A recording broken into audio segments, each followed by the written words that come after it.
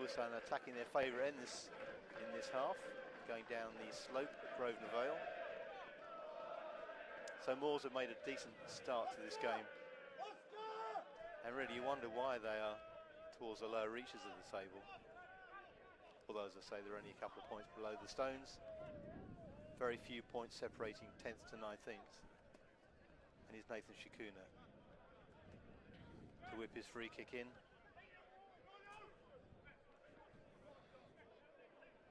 McAvoy, Darkwa, Boldwine, Woodman at the back post towards the near area, and a good header by McAvoy, and what a splendid header. He scored a few of those this season.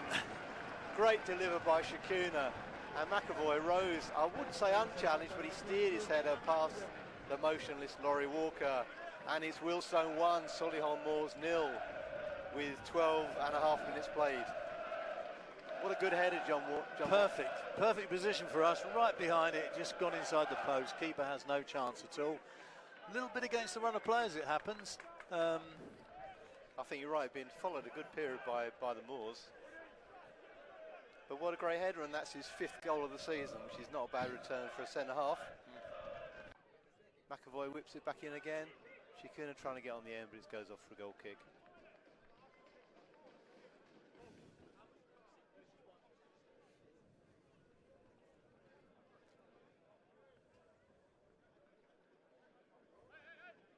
The crowd begin to move towards the bar and the burger stand. They'll be happy with a 1-0 at this stage to the Stones. McAvoy gets off the ground really well. Darkwood didn't do brilliantly, but he's kept the ball, and the referee has played 1 minute of added time and half time. Not much in it. Down below, so you're going to see the introduction of Connor Wilkinson, Solihull Moors' top goal scorer this season, and Jamie Osborne, the captain, is coming off. Bit of a surprise move. Osborne not really at his best so far today. And they certainly need the guile and the strength of Wilkinson, who's a very clever player, but as I mentioned earlier, did miss a crucial penalty against Gateshead last week when the score was poised at 1-1, and in the end Solihull were shocked to lose 2-1. A late goal from the North-Easterners.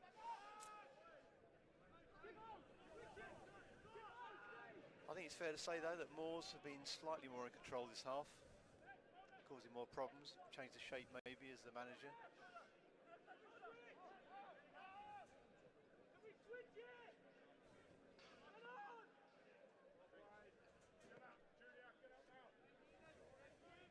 Stones are chasing shadows a little bit at this point. It's a good ball over top looking for Wilkinson. He's beaten Boldwine, but Boldwine recovers. Good flick, and here's a chance for Jack Hinchy in a lot of room.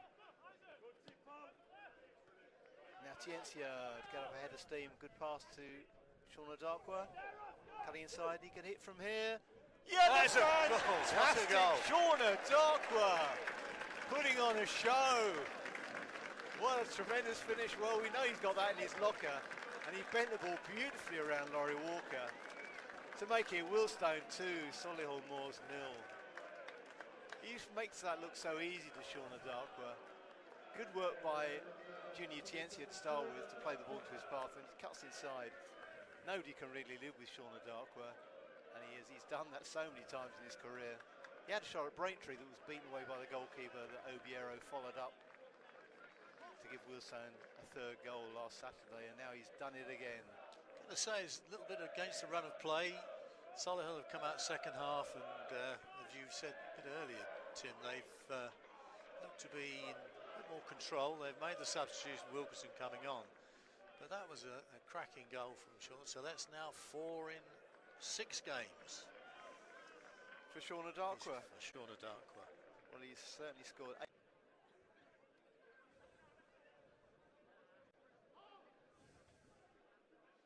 I think Solihull has certainly bossed possession in this half so far, yet have leaked another goal. It's a good flick inside. Danger here. Woodman tries to get his toe in.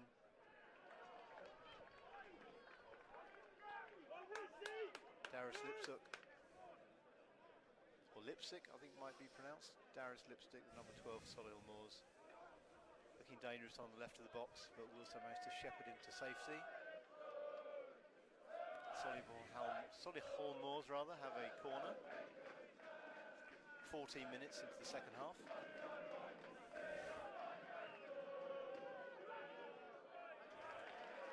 Good anticipation, good catch by Dante Baptiste. Good to see that, John, isn't it, really? Absolutely. The goalkeeper comes and catches the ball cleanly. As a defender, you're very pleased when that happens, because that's what they want you to do. That's a cracking ball. Great ball from Shikuna. Shauna Darkwa trying to repeat the trick. Inside to Obiero, wriggling. He's turned the one way, then the next. But good work, though, by Scott High to dispossess him. Darkwa nearly closed down the goalkeeper. Shikuna thinking about a shot on his right foot. He's hit it well, and in the corner of the net, Nathan Shikuna. What about that? I was just going to say onto his weaker right foot.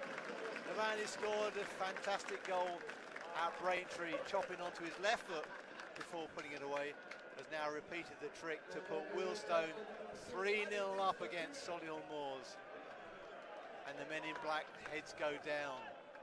Wealdstone fans celebrating what's been a wonderful week for the club. This looking like being a third straight league win, third win back-to-back, plus news of the lease signing to secure Wealdstone's future. John Morton, talk us through that goal. Ducked inside, onto his right peg. I'm not sure you're saying he's strong on one or t'other, but we've seen a few with his right foot, and he pinged it right in the bottom corner from a good 20 yards, just outside the box. Absolutely cracking goal, and again, you're 3-0 down. You've not played back problems.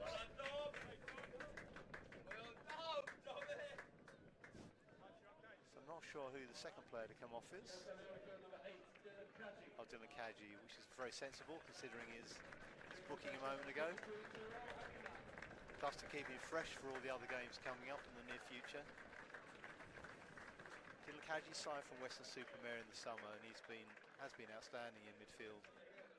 Very clever, good engine, technically really good, and he scored a cracking goal, John, on Tuesday night against Tamworth. Saw that. Very good goal, and he walks off very slowly. And why not? You've got 3-0 lead in your back pocket. I think the manager will be looking now in terms of, with players missing for the game, the semi-final game, he's now got to have players match fit and bring them into the team. See who can get on.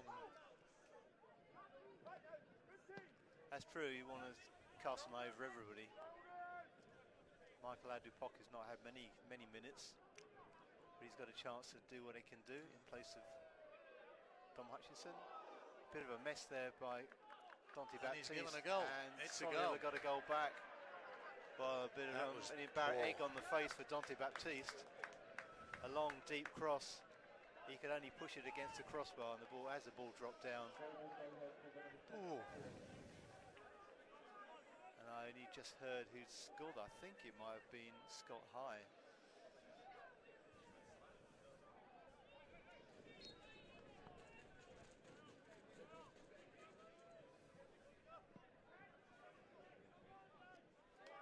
Well, certainly a goal out of nothing, and a moment of embarrassment, and certainly Solihull got away back into the game now, 3-1 down. Good touch by Shikuna. Tiensia wafting the ball up. Good challenge at the back post. Obiero, is he going to get on the loose ball? He's handled that. I think that's a penalty. Oh, no. Extraordinary. Extraordinary moment there.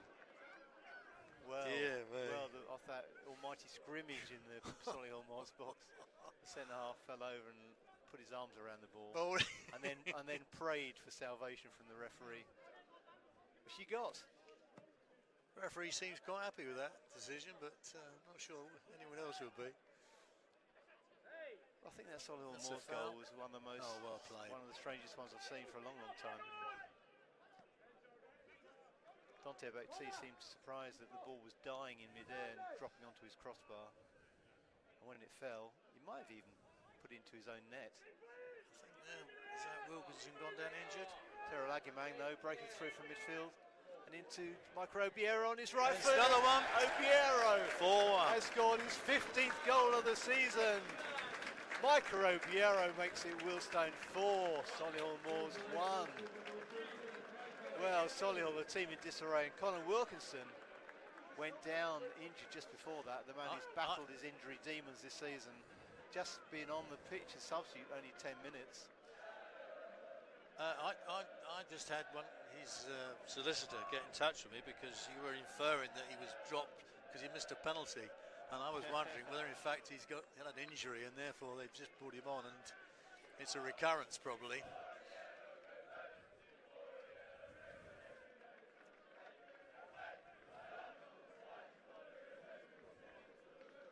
Well, John, we'll probably never know.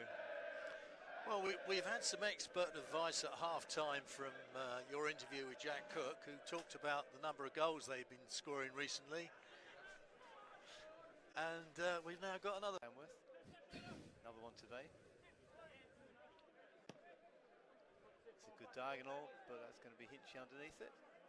Hinchy's gone about his work almost unnoticed, but he's been a big part of this win. I think we can almost say it's a win now. Bit of a blip with the Solihull goal. Except that was Conor McAvoy. Oh, with that challenge? Yes. Oh, okay. Well, blonde defender. Well, they're both blonde. They Yeah, all look that's the same. fair. They all look Yeah, the same. all right. Here we go. Ooh, in again. Well, Wealdstone 4-1 out. This is the biggest home win for a long, long time. We got all excited by 4 goals at Braintree, and it's quite unusual for us to go nap here in a league game. Oh, silly. Better get it forward. Jack Hinchy in possession. Wealdstone go looking for a 5th goal. Here's a chance for Michael Adupoku. This is what he's supposed to be good at.